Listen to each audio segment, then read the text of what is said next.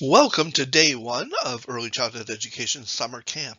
Today we will doing our first session, which is Art Adventures. Then we will make a snack and eat a snack. Then we will have a small learning time called Who Me, an Early Childhood Teacher. What do early childhood teachers do? So we'll focus on just learning what are some things that early childhood teachers do. Then we will do our second activity session, which is brilliant building. And finally, we will have our review meeting. So a little bit about Art Adventure, our first activity of camp.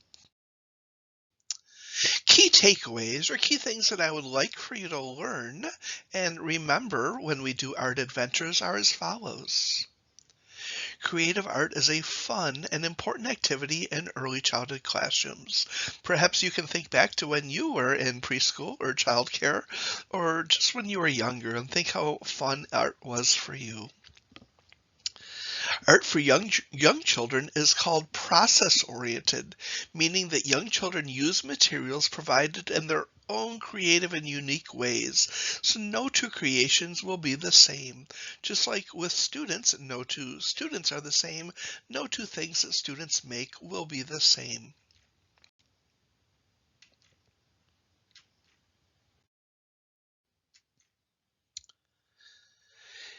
When children do art, it supports their development. And some ways that their development is enhanced includes fine motor development. As they hold a crayon or hold a paintbrush, they're learning how to use their fingers in coordination with each other and developing their fine motor skills.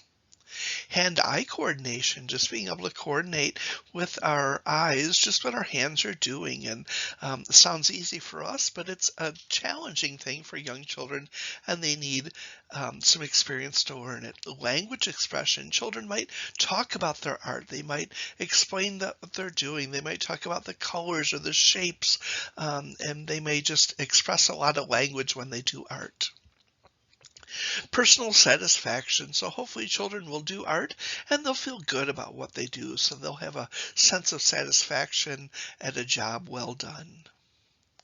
Creativity is another one. And we use creativity in a lot of different things, but art is a place where children really get to be creative and do what they want to do with the media that's provided.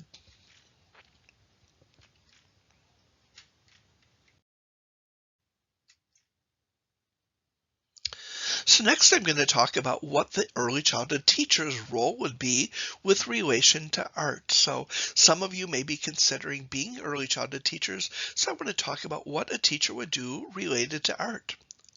First of all, they would provide children with the materials, the time, and the space to be creative. All three of those things are important.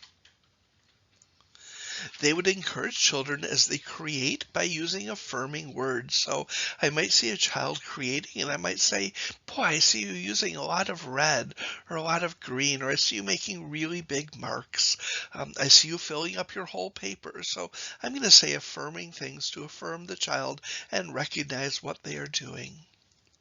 Another thing that we will do is we'll have fun creating alongside children too. So that's another thing that teachers get to do is they get to do art with kids.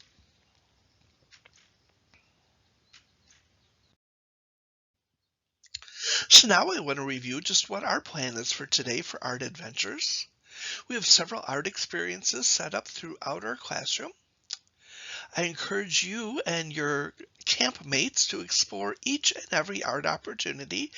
Really try it out, really have fun, really be creative in doing it.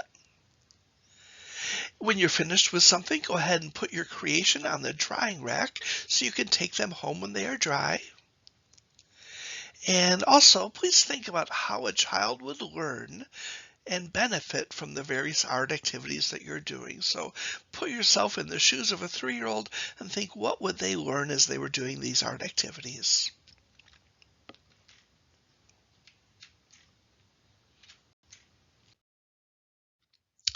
So at that point in the day, we're going to spend about an hour doing our activities in the classroom.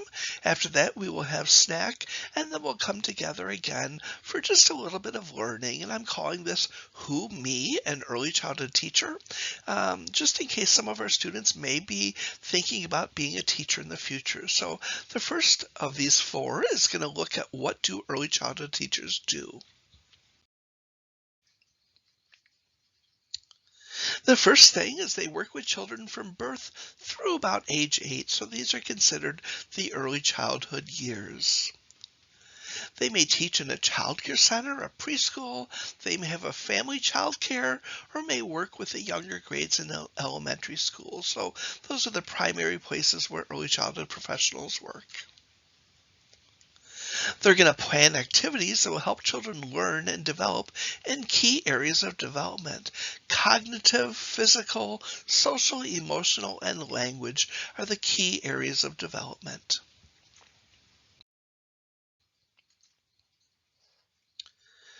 The next thing that early childhood teachers do is they create classrooms or learning environments where children can learn through play. Children learn naturally through their interactions with friends, with teachers, and with learning materials. Children learn through play. Another thing teachers do is they form supportive, loving, and nurturing relationships with children, with students. Teachers interact with students by talking with them, encouraging them, guiding their behavior, and much more. Teaching is a very relational profession.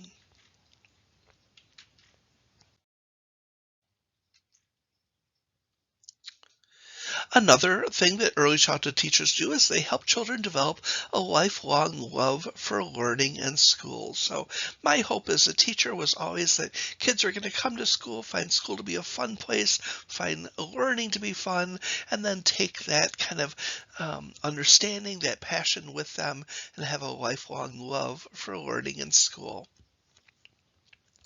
Another thing teachers do is they connect with parents and guardians, working as a team with parents or guardians to help children learn and develop well. So teachers and parents or guardians work in a partnership. Lastly, they play, sing, dance, move, read, skip, throw, catch, jump, climb, exercise, and more. Teachers of very young children do all the things that children do because this is the way that we play with them and help them to learn.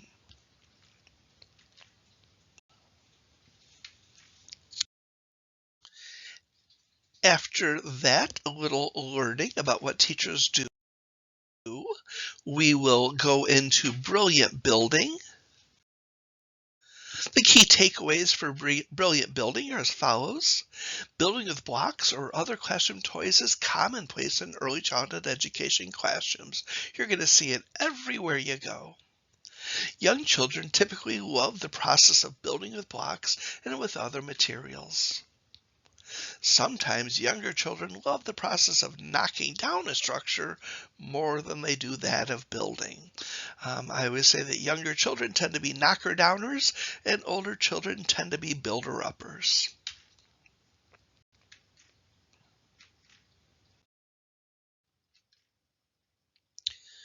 Children's development is supported through block building in several ways. Problem solving, creativity as they get to be creative when they create structures, fine and large motor skills. So fine motor skills are typically those with the hands and fingers, and large motor skills can be those of the arms and the torso and the legs. Social skills like cooperation and sharing, and math skills such as counting and learning various shapes. Those are considered math skills.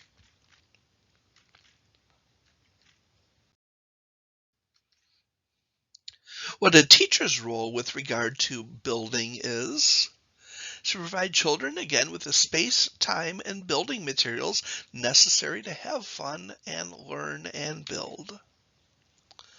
To supervise, to help keep kids safe. So a big role of early childhood teachers is to help keep children safe by watching carefully what they're doing and making sure that they're making safe choices. Another thing teachers do is they comment on what children are building, or they might ask open-ended questions to learn more. So again, communicating with children. Another one is to be a play partner, building with children. Early childhood teachers are very active and engaged with children's play, and they can serve as a partner, playing with children, building with children.